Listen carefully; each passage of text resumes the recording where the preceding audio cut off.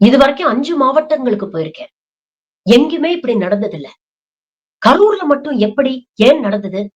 அப்படின்னு விஜய் கேட்டார்ல. இந்த காணொளிய கொஞ்சம் பாருங்க. தாவேகாவுடைய முகவர்கள் கூட்டம் நடக்கக்கூடிய இடம். தொண்டர்கள் எப்படி கட்டுக்கு அடங்காம எவ்ளோ அன்ரூலியா அடிச்சுக்கிட்டு ஓடுறாங்க பாருங்க. இதுல எத்தன பேர் விழுந்தாங்க? எத்தன பேருக்கு அடிபட்டது அப்படின்னு நமக்கு தெரியாது. ஆனா இதையே தான் இவங்க வழக்கமா வச்சிருக்கிறாங்க.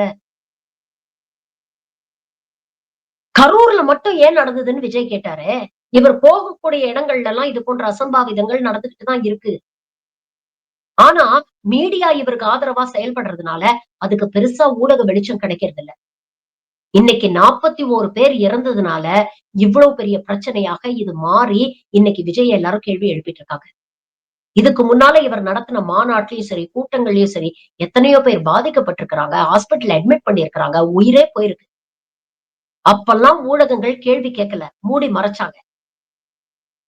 இந்த கூட்டத்த தான் தொடர்ந்து அரசியல் படுத்துங்க, கட்டுப்படுத்துங்க, ஒரு ஆர்கனைஸ்ட் குரூப்பா மாத்துங்க அப்படின்னு நாம சொல்றோம். இது விஜயோடைய நல்லதுக்கு, தாவேகாவுடைய நல்லதுக்கு தான் நாம சொல்லிக்கிட்டு இருக்கோம். இப்போவாது புரியுதா? ஆக்கப்பூர்வமான விமர்சனங்கள காது குடுத்து கேளுங்கப்பா. யாருக்குமே உங்கள் மீதோ, உங்கள் தலைவர் மீதோ எந்த காழ்ப்புணர்ச்சியும் கிடையாது. நீங்க நல்லா இருக்கணும், உங்க எதிர்காலம் பாதுகாப்பா இருக்கணும்ங்கறதுக்காக தான் இவ்வளவு தூரம் பேசுறோம்.